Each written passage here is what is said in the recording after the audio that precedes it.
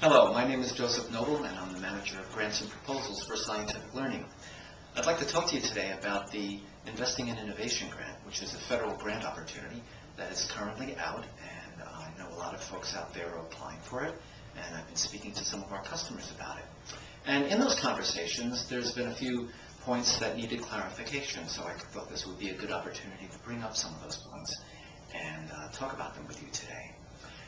In our conversations, one of the things that comes up are the two types of outcomes or results that the application is asking for. The first comes in the eligibility requirement. That asks for demonstrated success.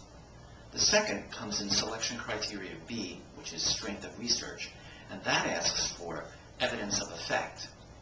Now, the demonstrated success that the eligibility requirement calls for, that is the past success from an applicant's own history. That is the success you have had with your kids, helping them to get better and reach student expectations for their grade level.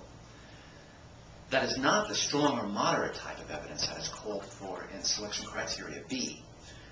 That type of evidence is of the caliber of the What Works Clearinghouse, for example, and defined in the application as either strong or moderate evidence, depending on whether you're applying for a scale-up or a validation grant. And that evidence of effect would be a strategy that you would be implementing that will have a statistically significant effect on your student population. Now, there are some differences between the two of these. The eligibility requirement, demonstrated success, would be your success from the past. The evidence of effect that is called for in selection criteria B, that would be the type of evidence that you would demonstrate that would be in the future. So that would be one difference and one way of thinking about the difference between the two of them. The other is that the demonstrated success for the eligibility requirement would be your own results that has to come from applicants' success with their own students. The evidence of effect that you would put in selection criteria B, which is the strength of research, that doesn't necessarily have to come from an applicant's own history.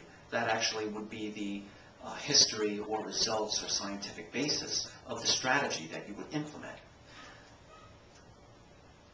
One thing to keep in mind is that this is due on May 11th, and even though you can actually apply through the mails, you can also apply, and the federal government would prefer that you apply online, so keep that in mind. And that's all for today.